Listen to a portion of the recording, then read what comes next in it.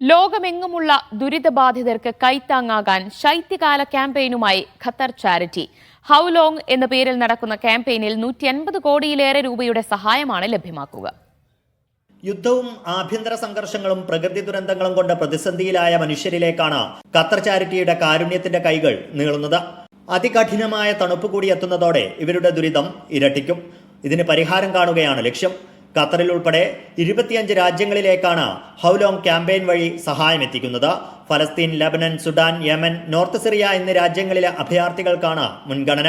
ബംഗ്ലാദേശിലെ റോഹിംഗ്യൻ അഭയാർത്ഥികൾ ഉൾപ്പെടെയുള്ളവർക്കും സഹായം എത്തിക്കും. ഭക്ഷണത്തിനും അവശ്യ വസ്തുക്കൾക്കും പുറമെ തണുപ്പിനെ പ്രതിരോധിക്കാനുള്ള വസ്ത്രങ്ങളും ഷെൽട്ടറുകളുമെല്ലാം ക്യാമ്പയിനിന്റെ ഭാഗമായി നൽകും. 16 രാജ്യങ്ങളിലുള്ള അനാഥർക്കും ഹൗ ലോങ് ക്യാമ്പയിൻ തുണയാകും. ഖത്തറിൽ സാധാരണക്കാരായ തൊഴിലാളികളിലേക്കാണ് വിന്റർ ക്യാമ്പയിനിന്റെ സഹായമെത്തുക. Media 1 Doha.